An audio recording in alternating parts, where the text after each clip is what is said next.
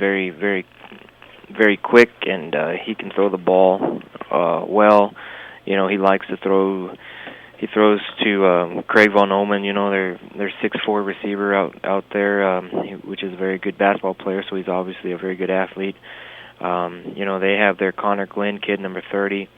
That's kind of like a Joe Hokanado. He's 6 foot 210, and he just pounds it.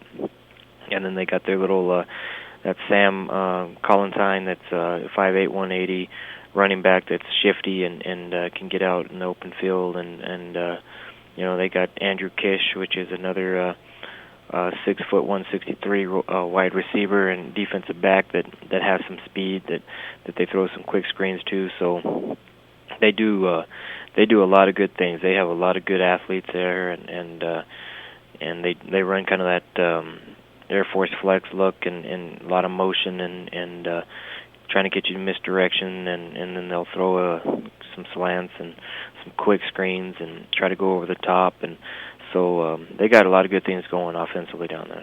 You mentioned over the top. Is that a concern in terms of if they do get time to throw deep? Craig Von Allman, obviously no one really has any size to match up of a 6'4" wide receiver. But do you see them maybe a couple times taking shots down the field to try to let Von Allman go up and get the football?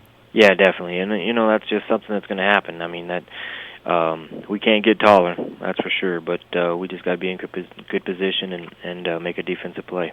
Last year, you guys were tied with Windsor at the half at 13, and then it was all Fort Morgan in the second half, a 40-13 Mustang victory. And really, it's the last time when you guys played Windsor over a year ago, the last time you guys did not have a lead at the halftime break. Was there anything in particular Windsor did in that game? Because your defense, of course, was a pretty darn good one a year ago, and they were able to move the ball somewhat effectively in that first half.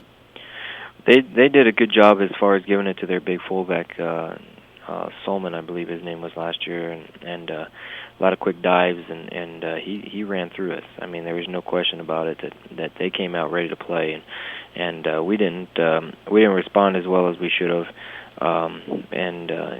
That's still fresh in these kids' minds at how we didn't come out and play very well in that first half, and we had to fight and scrap to get tied up at halftime. Casey Scott caught a big, huge touchdown catch to tie it up. It was so there's a lot of things that they did well last year, and they're going to do well this year. I mean, they are a very good team.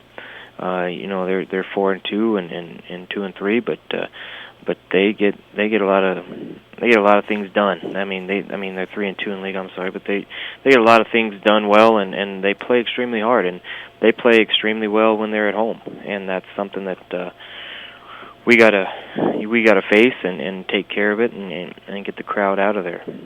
You're listening to Fort Morgan head coach Harrison Chisum. What about when you guys have the ball? As far as I'm sure, obviously, just sticking to the ground game, your offense has been moving the ball so effectively throughout the course of this season. But anything else in particular, the way you guys match up against the Windsor defense, the type of defense they play, similar to maybe another opponent you guys have faced this year, where you guys can use, of course, a similar type of attack?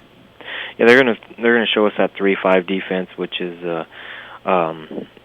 going to be a different look for us. They really rely on their linebackers to make plays on their on the running backs, and so we definitely got to fire off and get to that second level and maintain some blocks and get some holes and some seams for our running backs and then give what they give.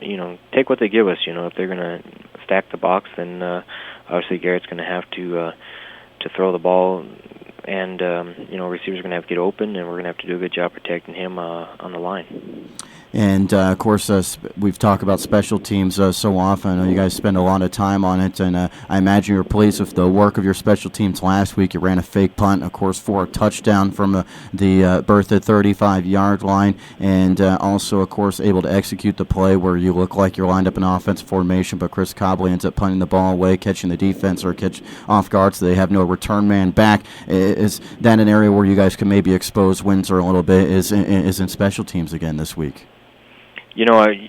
That we like to think so. We really take our time and work on that, and kids take a lot of pride in doing special teams, and So we've got to make sure that we're good on all sides, offense, defense, and special teams this week in order to get a win, and that's something that we've worked on this week, and now it's getting time to let them go out there and perform.